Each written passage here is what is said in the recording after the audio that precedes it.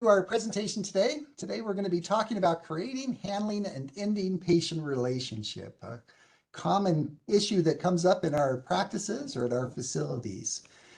We're going to talk about how you create that patient relationship, including situations where you may or may not intend to create the relationship, how you manage the patient relationship, some of the laws that apply to that, as well as considerations, and then what do you need to do to end the patient relationship appropriately and hopefully avoid patient abandonment. As usual, however, you need to always be aware that we'll be talking general principles. You need to check your own laws from your particular state or the particular provider type you are, because the laws may vary or the standards may vary depending upon your jurisdiction, the applicable circumstances in any case, and the provider type. As far as some housekeeping items, you should have received or will receive a copy of links to the PowerPoint slides and also some other written materials, including an article I did and some sample documents that I prepared along the way that may be helpful to you. I'll refer to those a little bit later in the program. If you do not receive those links, then please contact Lisa. She can make sure she can get those to you. As with our other webinars, this presentation will be recorded and available on our website if you should want to go back and listen to it again or share it with others. If you have any questions, you submit. I won't take those questions during the program, but you can submit those to me using the chat feature or just email me directly, and I'll try to respond offline. Another housekeeping item, we've got a contractor here working on our building, and if there's hammering in the background, I apologize for that. All right, with that said, let's talk about the provider-patient relationship. That provider-patient relationship, it comes with duties, right? That there is no duty to provide care until you establish that provider-patient relationship. Now that's subject to one important limitation, and that might be EMTALA, but we'll talk a little bit more about that later. Once you establish that provider-patient relationship, though, you have these duties. Now, that provider-patient relationship is usually established through a consensual agreement between the parties, but it could apply or be created unintentionally through or implied from certain situations or circumstances. We'll talk about that.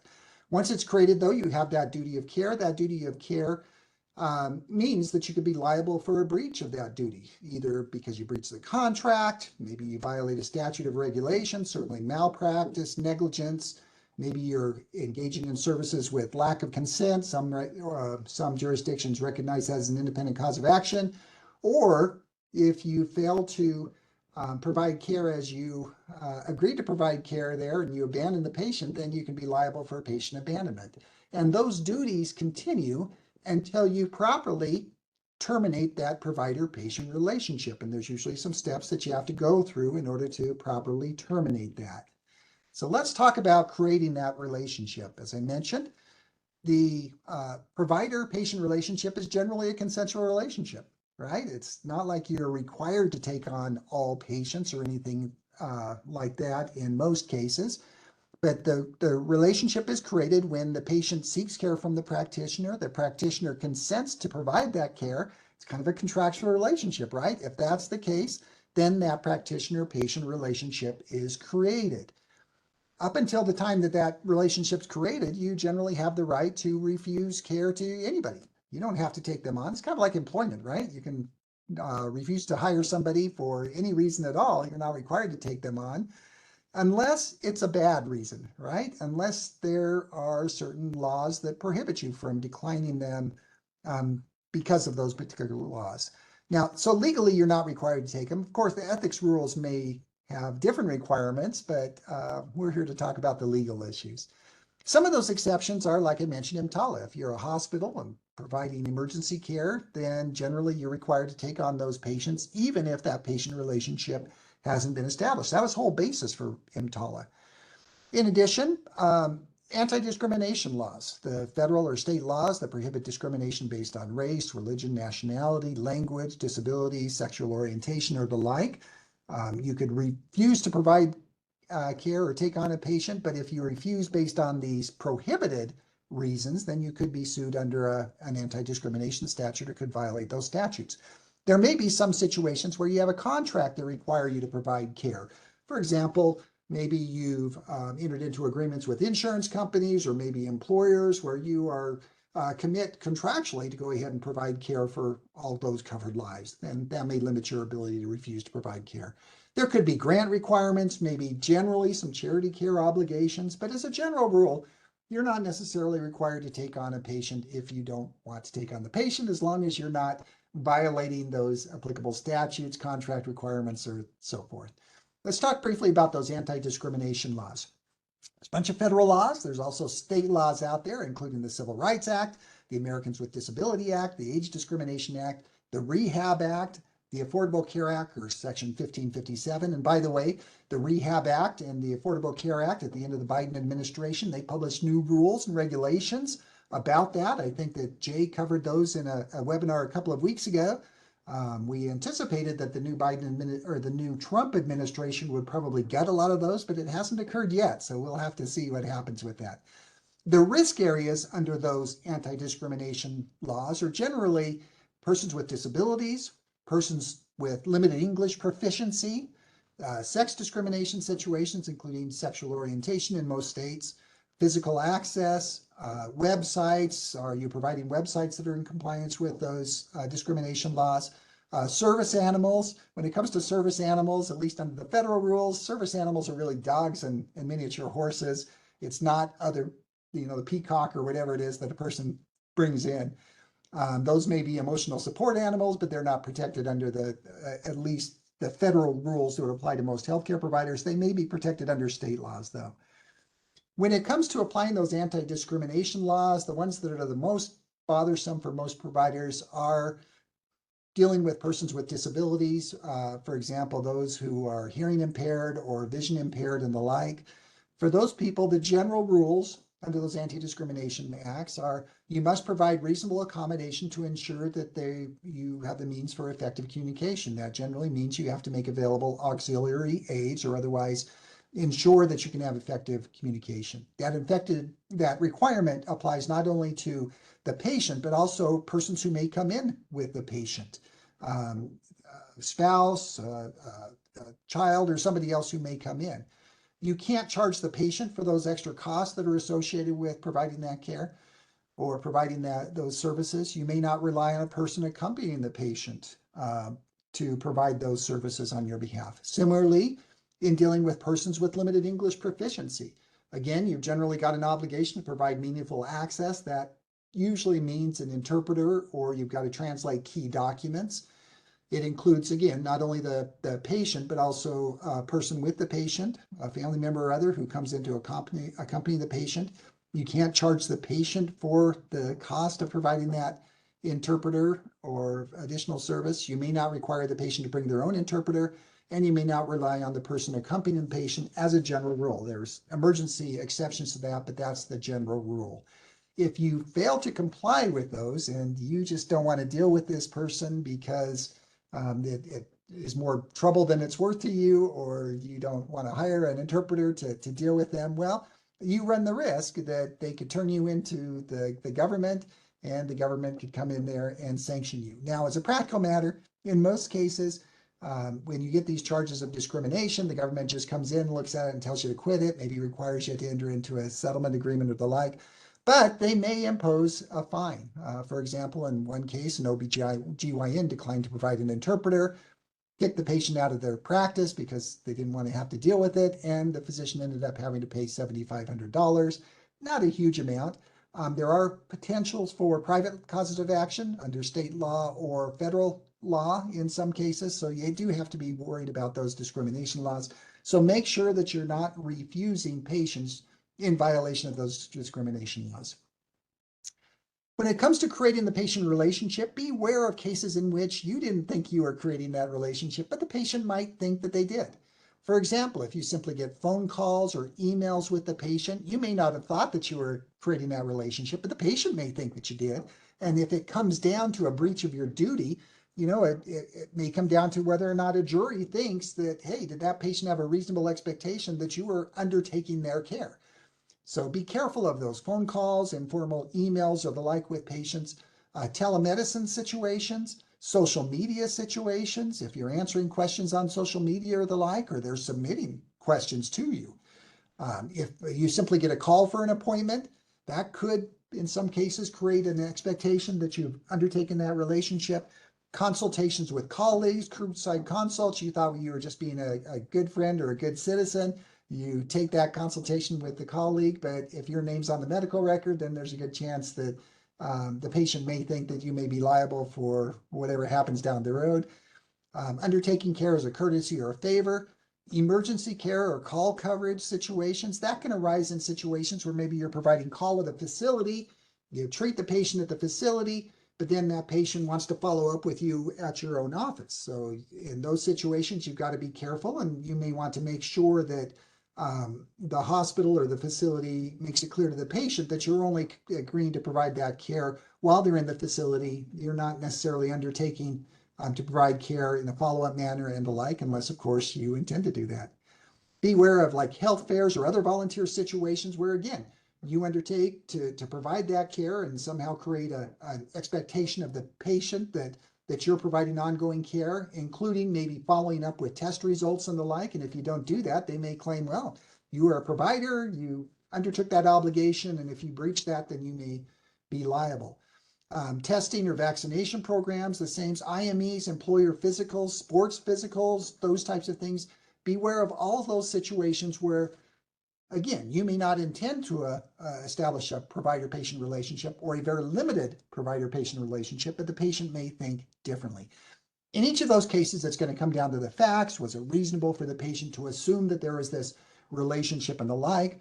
But what you want to do in order to avoid creating that unintended patient relationship is just make sure that everybody knows what the rules are, right? The patient understands the limited scope of your relationship. So be careful what you say or do if you don't want to get involved. If you don't want to get involved, the safest thing is simply don't put yourself in a situation where you're providing any medical advice or consulting or anything like that. That's the safest thing to do.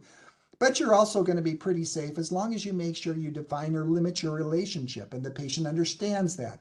So you'd explain the non-existence or limits of your care. If you're not intending to establish that relationship, make sure the patient knows that up front and hopefully sign something.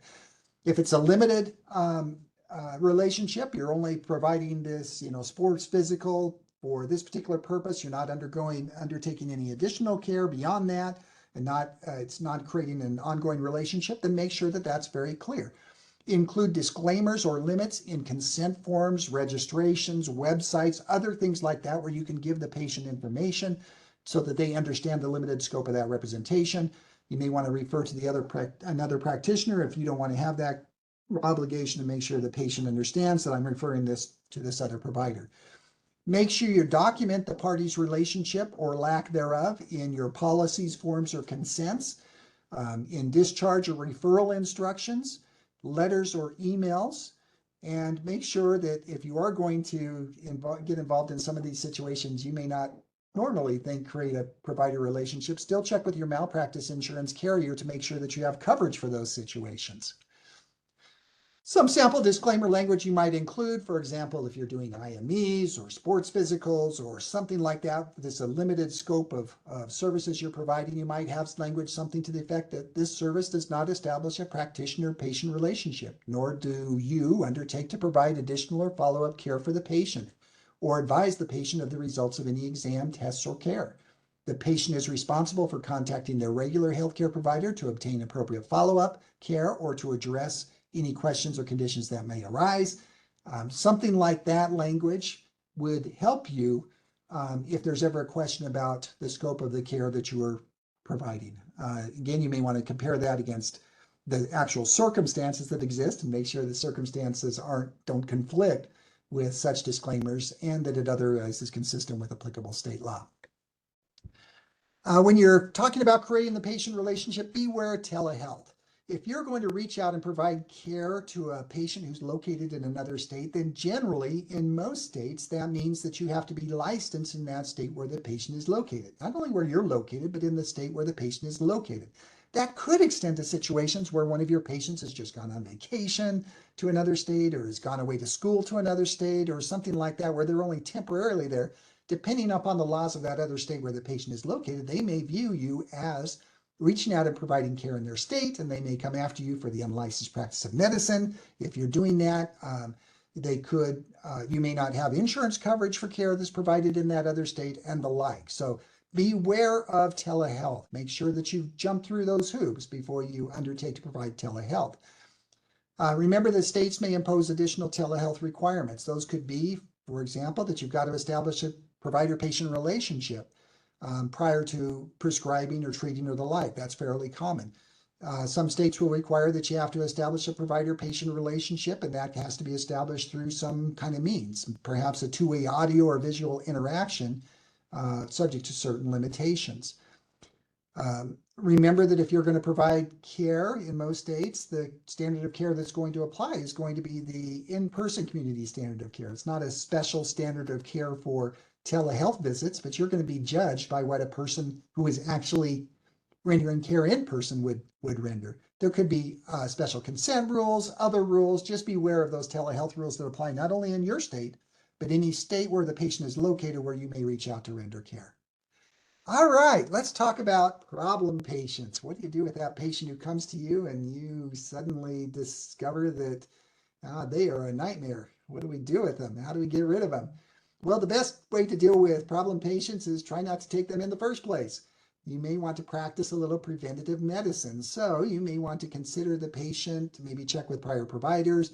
If you get records, check the medical history to see if there are concerns about that particular patient, because kind of like employment, it's a lot easier to avoid liability before you take on that employee or that patient. But once you take them on, then it's a lot, there's more liability and it's harder to deal with them after they come on.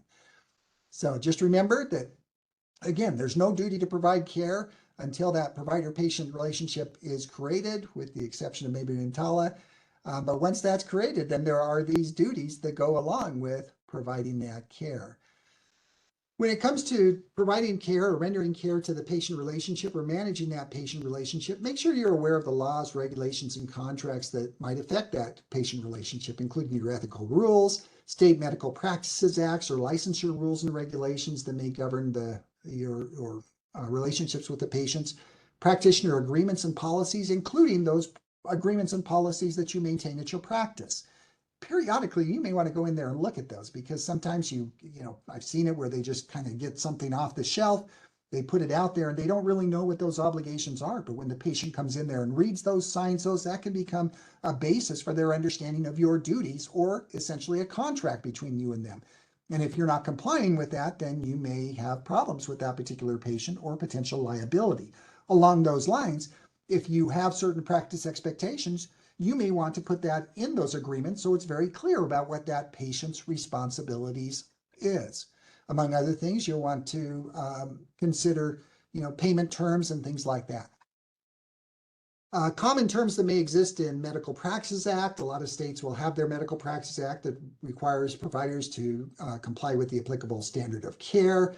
It prohibits you from engaging in conduct that constitutes an abuse or exploitation of a patient, or engaging in a pattern of unprofessional or disruptive behavior. There's usually other provisions that govern things like advertising with your patient, maintaining patient records and the like. Just make sure you understand the standards that apply in those licensure acts, because if there's a lawsuit, then those may be used against you. In particular, avoid those provisions or make sure you're aware of those provisions that address abandoning a patient, what you need to do in order to terminate that patient relationship, like we'll talk about a little bit later. In managing the patient relationship, about the best thing you can do is make sure you comply with the standard of care and that you obtain informed consent. When we're talking about informed consent, remember, informed consent is different than a consent form. Informed consent means that the patient understands the risks and the benefits, the alternatives, the facts they need to know in order to give effective consent. If you don't obtain effective consent and you render care, then you could be liable for malpractice, for lack of informed consent, or the like.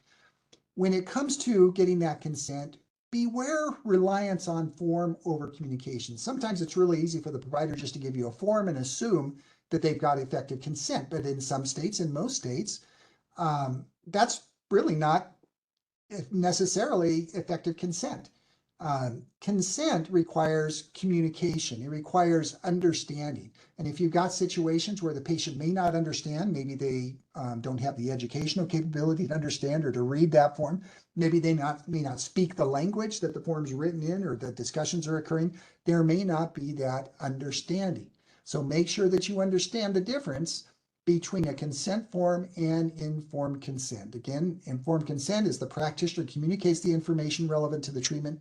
The patient understands the material facts, including the benefits, risks, and likely consequences, and the patient makes an informed decision to consent or refuse to treatment.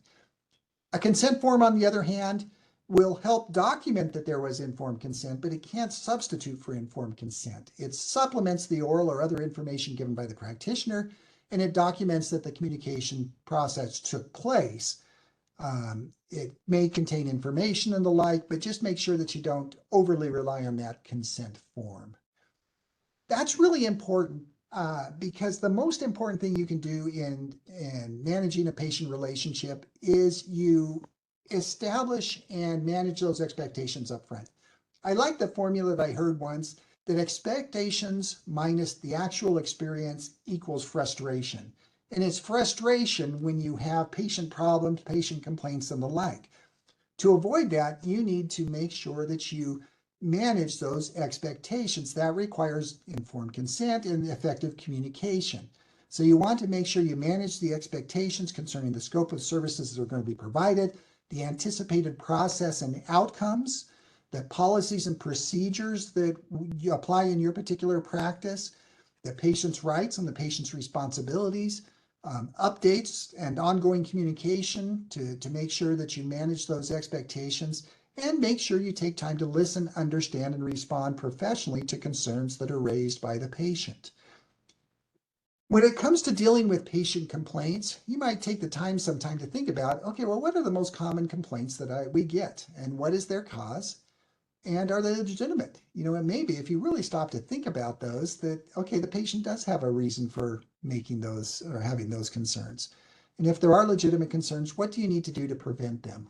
Some of the, most often those complaints arise from staff behavior. They can arise from clerical mistakes. The staff is impatient. Maybe the staff doesn't have empathy. Maybe they're just apathetic. They just don't care. They may speak in technical terms, or the provider may speak in technical terms that the patient doesn't understand. Problems can arise from fatigue, if they're angry or defensive, if you're dogmatic and stick to the rules without, or the forms without considering the patient's unique needs. If you've got inexperienced staff, maybe the staff is distracted, they come across as condescending, unprofessional, or simply don't listen to the patient. All of those are behavior patterns that can create problems for the practice. If you want to prevent patient complaints, the golden rule applies, right? Treat others the way you would want to be treated. That means generally in your patient relationships, be friendly and sincere, be alert and attentive to patient needs, understand the patient's condition or circumstances, respect the patient concerns, and respond timely to patient requests or concerns. I'm a little bit sheepish about all of this because it's not so much legal that we're talking about here. It's just being a good person, right? It's just professional interactions. However, those professional interactions go a long way to avoiding legal problems that you may have down the road. Because if the patient doesn't feel that you have taken their concerns seriously, they'll often go to someone who will. That could be other providers that they leave your practice. Now, you may not care, maybe you don't want them anymore, but they may go to other providers and complain to other providers. Suddenly you lose out on referral sources. They may go to other potential patients, and they may go to post negative reviews online. In extreme cases, maybe they go to the licensing boards and you have to deal with a licensing board investigation, or ultimately they could file suit against you for some kind of theory.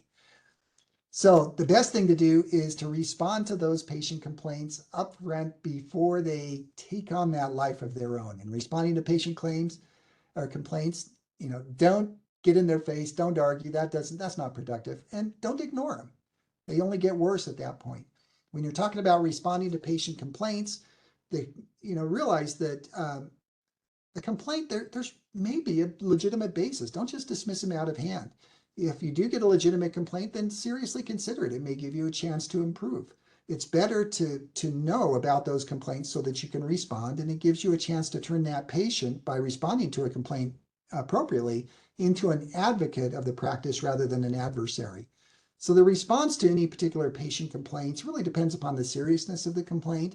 For minor complaints, like inconvenience, late appointment, rudeness, that type of stuff, you could probably handle on the spot through effective communication. Through more serious complaints, it may require more effort, right? It may require, for example, if there's an adverse outcome or a violation of statutes or policies or contracts, things like that, you may want to do a formal investigation, do a more formal response. Just think through the appropriate response for that situation. In responding to patient complaints, you should take the time to train your staff how to respond. Make sure they take complaints seriously and respond promptly, and don't just dismiss the patient. Appoint qualified persons to respond to significant concerns. And when you're evaluating significant concerns, remember that all concerns are significant to the patient. So don't just poo-poo those and sweep them under the rug. Remember that when you're dealing with patients, that patients come to you quite often because, they've got concerns, they've got problems, right? They may be feeling poorly, they may be scared, maybe they're just venting because of the stress of that situation. So make sure that you and your staff have empathy and that you're objective and don't get sucked into the emotions of the situation. When you're responding to patient complaints, keep in mind the goals of your response. Constructive goals are so that you can learn the facts, you can ensure that the patient knows you understand their position, that you can help the patient then understand your response so that you can address legitimate concerns, you can improve your own performance, and ultimately strengthen the patient relationship. On the other hand, the destructive response, going into it for these purposes, it's not constructive, it's going to be destructive. If you're concerned only about yourself, or you're out there to win the argument, to put down the patient rather than working with them, to justify yourself regardless of the truth, to assume that you understand the patient when maybe you really don't, to trivialize the patient's concerns, to belittle the patient, or to simply avoid addressing the real issues. Those are destructive patterns that you don't want to get into. They can only just exacerbate the situation. I am not a nuclear physicist, but I understand that the way nuclear reactors work, right? They have all that fission material that's going on in there, and the way that they control that to make sure that there's not a meltdown and that too much energy is not produced, they insert these control rods. Those control rods suck up or absorb the electrons, and that's the way they're able to control the reaction. Well, when you're talking about patient complaints, especially heated situations, you and your staff need to be the control rods. You need to de-escalate the situation and be in a position so that you can take maybe some of that heat, but essentially calm the situation down. So in order to do that, make sure that you respect the patient's concerns, listen actively, be open-minded, ask questions, beware your body language, be patient and empathetic, avoid argument, restate the patient's concerns to confirm understanding, and follow up. Essentially, you want to make sure that you listen reflectively and you respond. When it comes to apologizing, be careful about that. In appropriate circumstances, you may want to accept responsibility and apologize. It may help address the concerns and avoid litigation, and simply may be the right thing to do. But be careful about making apologies that aren't warranted, because in some states, if you make that type of apology, then it can be used against you as evidence of admitting fault. So be careful about making that apology when you don't know all the facts. You may need to consult with your malpractice insurer and/or attorney for significant issues so that you avoid making statements that are then going to be used against you later on down the road as an admission of fault, which could jeopardize insurance coverage, expose you to liability, and the like. Check your own state apology laws. Some states have laws that govern this. For example, I happen to be here in Idaho. Idaho has a statute that says that all statements expressing apology, sympathy, commiseration, condolence, compassion, those generally are not admissible in court. Those are things like, I'm sorry that you're going through this, but be careful how you phrase it. On the other hand, if you're admitting fault, then that is admissible. So if it's a statement of, I'm sorry I did this, it was wrong, I screwed up, that's an omission and fault that can come out against you. So be careful, understand where the lines are in your particular state, and that you avoid crossing the lines to admitting fault when you shouldn't.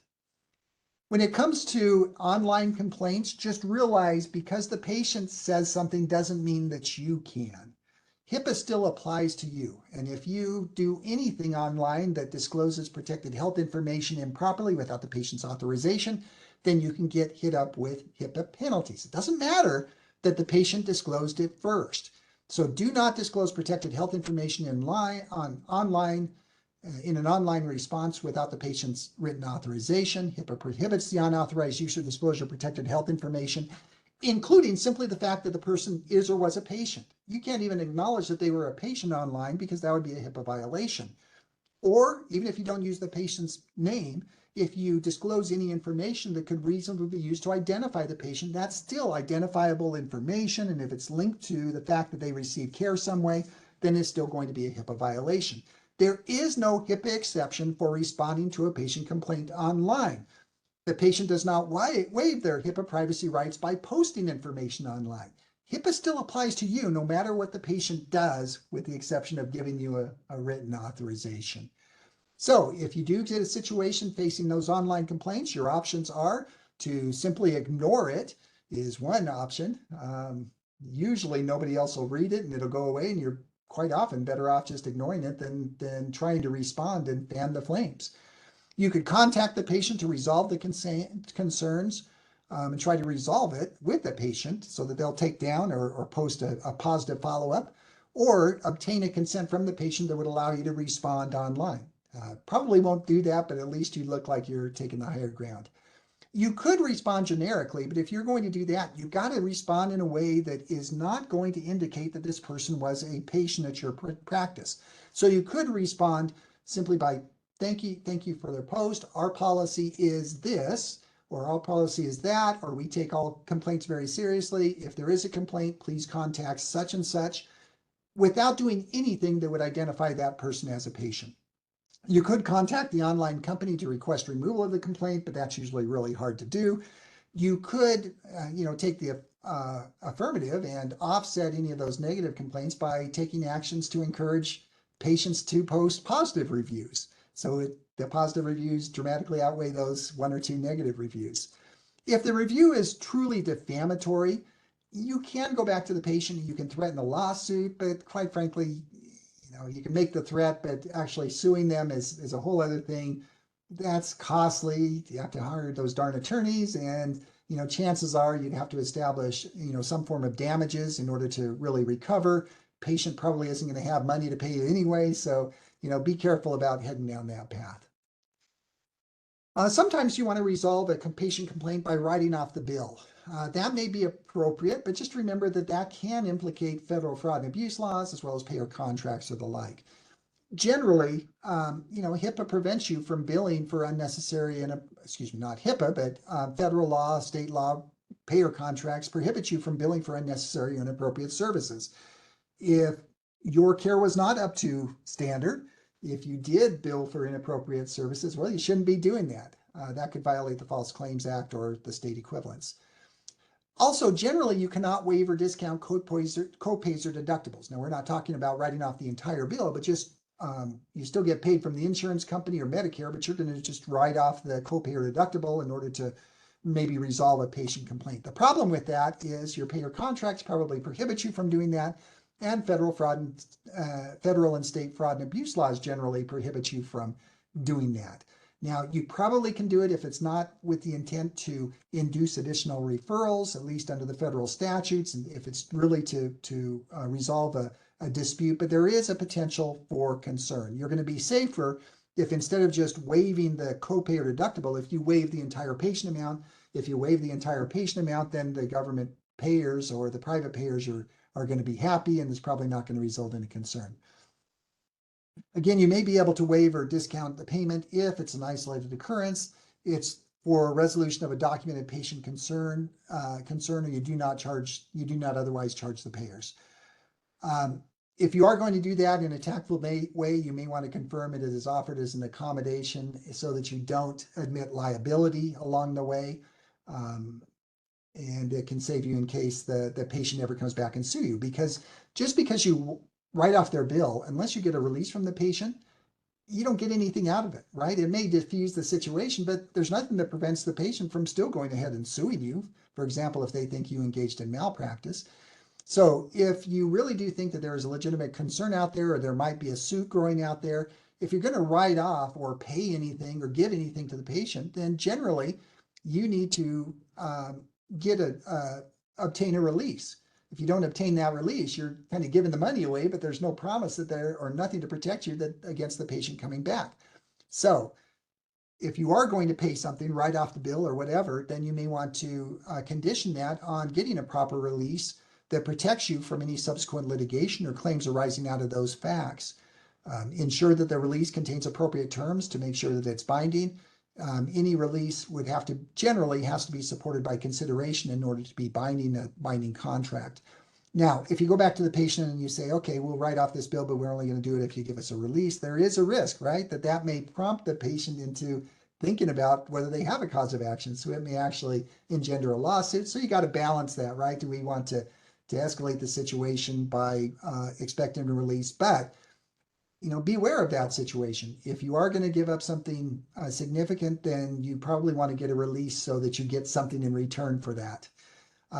Your malpractice policy may have conditions that prohibit you from settling a potential claim without giving them notice. So you may want to double check that, make sure that if you do settle a claim that you're jumping through the right hoops with your malpractice carrier so that you don't jeopardize your coverage down the road.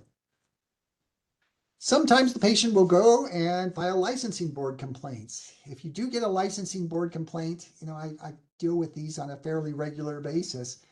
Make sure that you take them seriously. It's really easy for you to just get all upset and say, it's all stupid. The patient is unreasonable, and be angry and respond back. And maybe in doing so, you don't respond in the best manner. If you're going to get a licensing board complaint, remember that your most important asset with the licensing board is to maintain your credibility. You maintain that credibility by being professional and responding in an appropriate manner in the response. You want to maintain your credibility and be cooperative at all times. Do not act impulsively. If you are going to want to write back, then don't do it in anger. You can write something down, but make sure you settle down and reread it before you actually submit it. When you respond, make sure you respond objectively. Do not appear to be overly defensive, because that undermines your credibility and your professionalism.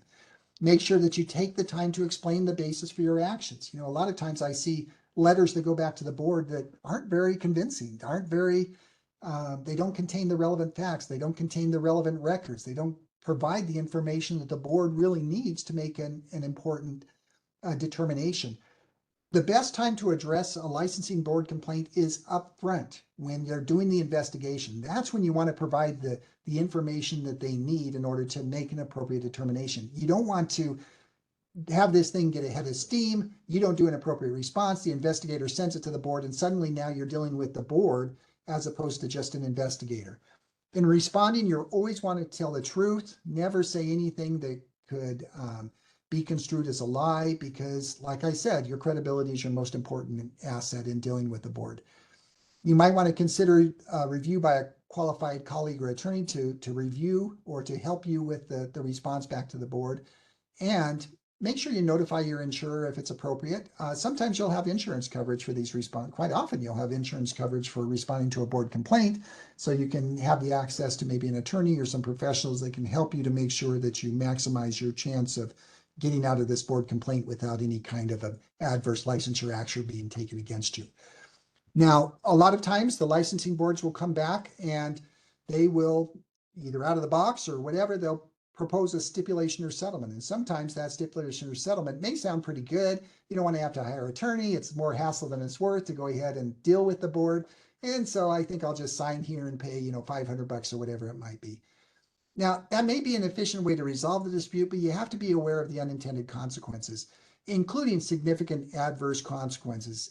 Those types of resolutions with the board could result in the National Practitioners Data Bank report, which is going to be a black mark and follow you around for the rest of your career, and could adversely affect your ability to get employment down the road. It may adversely affect other relationships, including potential employment, Payer contracts, payers are notorious for reviewing situations, and they may only allow providers on their panels if they are completely clean and don't have any kind of reports to the board or any licensure restrictions or anything like that. It could affect licensure in other states. If you have one state who does a stipulation, a lot of states have reciprocity provisions that if you get a bad report or adverse action in state A, that state B will automatically do the same thing, or in some cases even worse, or at the very least, you're going to have to deal with that other state. It could affect board certification. Sometimes the boards will revoke your certification if there's adverse licensure actions against you. So before you enter into that stipulation, make sure you count the costs and ensure that it's really worth it. Now, sometimes if the licensing board has you dead to rights, there's no question that you're responsible, but sometimes you're better off in doing that stipulation to avoid a more serious penalty. But just make sure that you understand the consequences of what you're doing. When you deal with problem patients, document. You need to make sure that you document the concerns with the patient, the problems with the patient, either in the medical record or some incident or report, particularly if it's peer review protected. You want to document it outside the medical record. Remember that if you are going to document it in the medical record, just remember that the patient generally has the right to access the information. So they could take a look at it. That information in the medical record likely is going to be discoverable. And so make sure that whatever you put in there is appropriate. It's professional, it's objective. Use quotes to document what the patient said were appropriate. That's more reasonable. You want to make sure that if somebody else, including a jury someday, looks at that medical record and sees what you wrote, that you won't be embarrassed by what you said. If you can, for some things, you might want to document in an incident report or other peer review protected records so that it's not going to be subject to disclosure, but that will depend upon state law.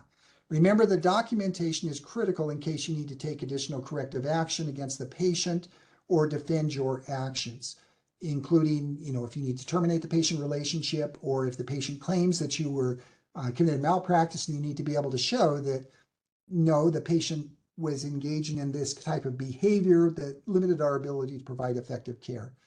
Remember that the old adage, if it's not in the chart, it didn't happen. So you want to make sure that you document the information, document the problems, but also make sure that you document it in an appropriate manner so that it can be helpful down the road. It's sometimes helpful in dealing with, or either preventing or dealing with problem patients, is to make sure that you develop some kind of a patient responsibilities document. This is a document that you can give to the patients when they sign in or when they come in that explains the responsibilities of the patient. Quite often you'll have something that explains your responsibilities, but you may want to have something so that the patient understands their obligations. Things like to cooperate and in the development of a treatment plan, to comply with the treatment plan, to make sure that they use professional, respectful, non-disruptive conduct in the relationship, that they maintain ongoing productive communications, and the like. You can then, hopefully that type of patient responsibility document will help avoid problems. But if problems arise with the patient, you can then always pull that out and say, hey, just remember that when you came here, you have certain responsibilities, and we need you to do these certain things, or else we're not going to be able to continue the care. You look better, and it may justify your action better, or may cause the patient to calm down if they understand those responsibilities. Among the other written documents we provided for you is a sample patient responsibility document that you might consider. It should be tweaked for your practice, but it's something you might consider putting in place at your practice or your facility. Another option, if you've got a patient who's creating problems for you, is to consider some kind of a patient care conference or patient contract where you have them come in and sit down and say, look at this really isn't working. In order to provide effective care for you, we need to make sure that you are fulfilling your responsibilities to us, and we need to protect our staff, we need to protect others, and therefore, as a condition of continuing to provide care, we need to make sure you agree to do these things. Things like cooperate in the development of the treatment plan, comply with the treatment plan, engage in ongoing communication, engage in a professional and non-disruptive manner, warn them that if they fail to comply with those things, that you may be required to terminate the patient relationship. Again, in the documents we provided to you is a sample contract that you might use with a problem patient to help kind of this escalation to address these concerns before it goes completely south. Now remember, as long as that patient's still a patient, you've got duties. Let's talk about how you terminate that patient relationship. So you've been through that process, you tried to deal with the patient, and you don't want to deal with them anymore. It's necessary to go ahead and to terminate that patient relationship. Well, if you're going to end the patient relationship, you can't just kick them out. Do not simply refuse to treat them anymore unless you want to run the risk of malpractice, patient abandonment, maybe civil penalties under EMTALA or the Medicare conditions of participation if you're covered by those.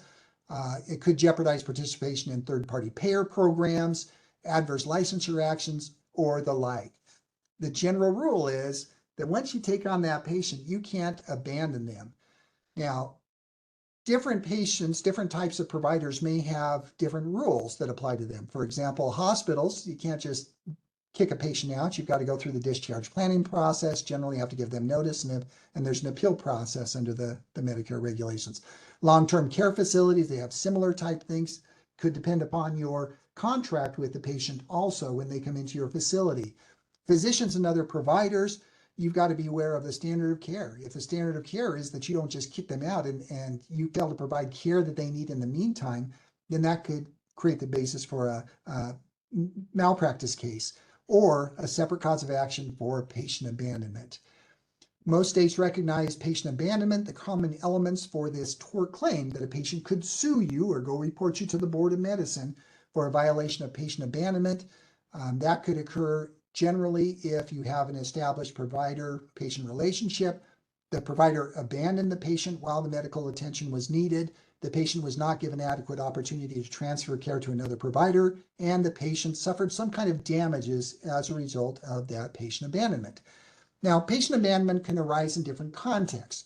It could arise when you're terminating the patient relationship or closing the practice without giving sufficient notice that you're ending the relationship, time to provide a new practitioner, and provide necessary care until the patient can transfer their relationship. That's usually where it arises, but it can arise in other situations where you've got an ongoing treatment relationship and you just disappear for a while, whether it's on vacation or whatever it is, without providing appropriate coverage in the meantime.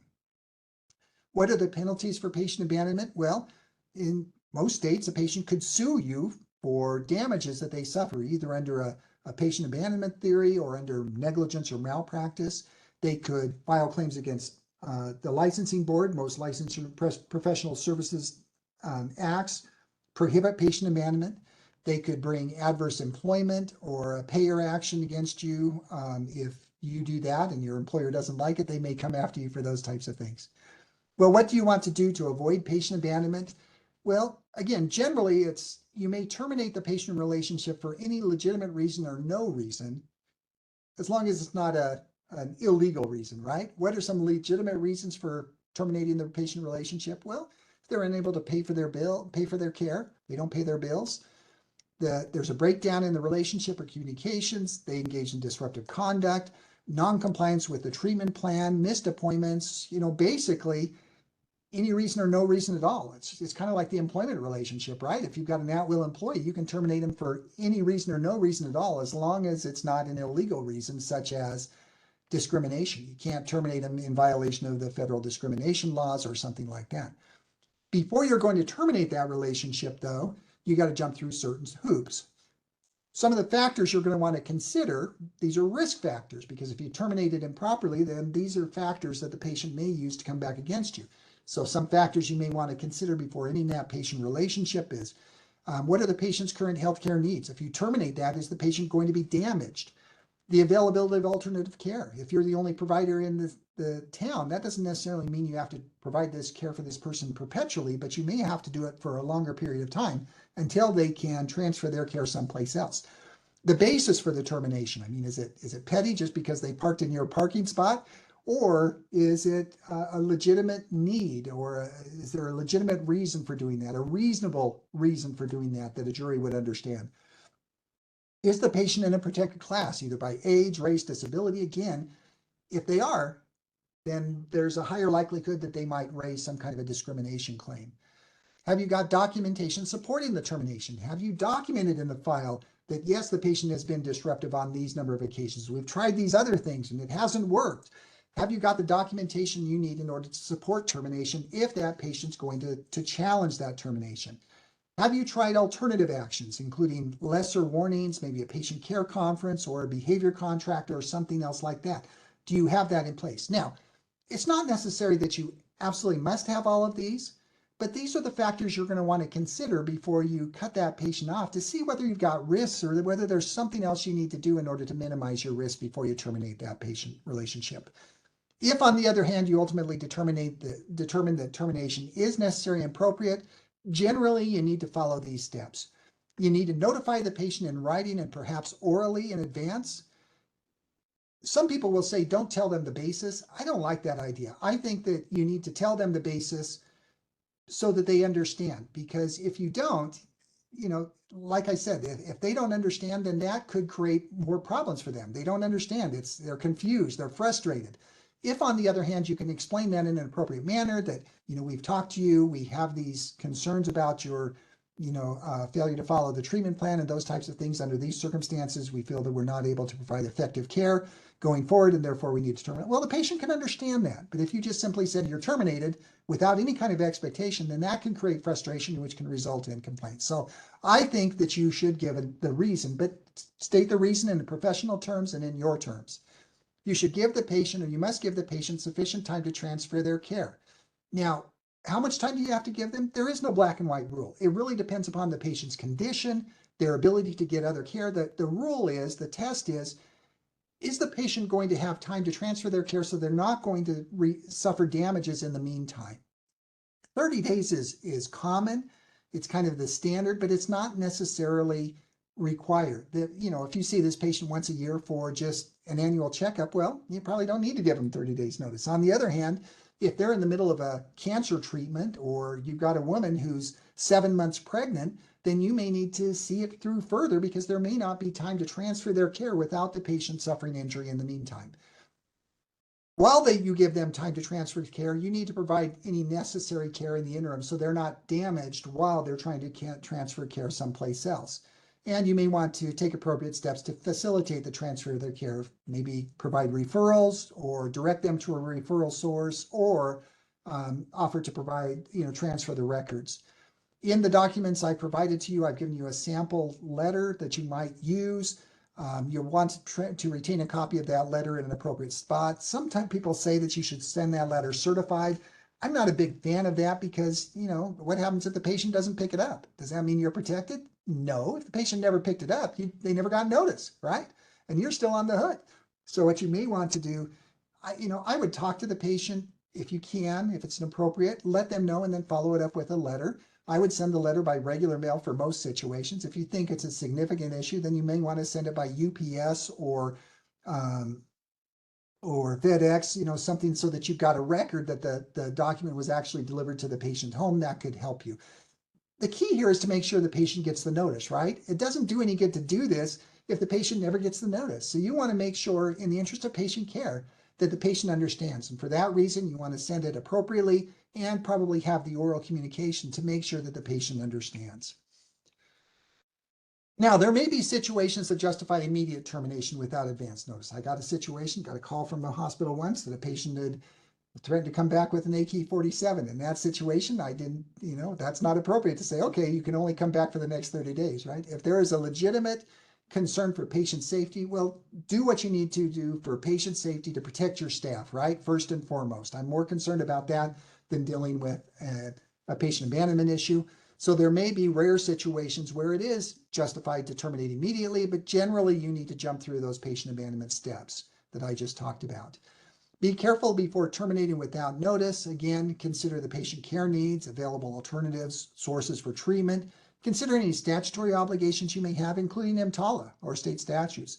Consider any contractual obligations. Ultimately, sit back and think, okay, what would a jury think? If this goes to a jury, is the jury going to understand that I needed to terminate this immediately despite the adverse effects that could cause to this particular patient? If not, then you may want to jump through those other patient hoops. Once you have terminated that patient relationship, be careful about resuming that relationship. unintentionally or intentionally. If you terminate that relationship, but suddenly your staff puts that patient back on the appointment or takes new calls, then that could basically nullify what you just did. So make sure that there's a flag or something in there that you don't unintentionally take on that patient again.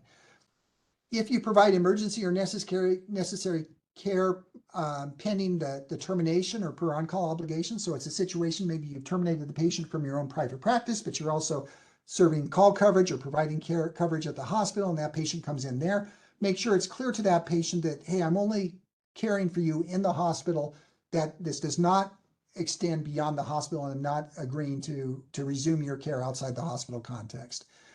Make sure that you flag the records to avoid resuming the care of that patient, and respond promptly if you mistakenly resume care, to make sure that the patient understands that you're not taking on that care.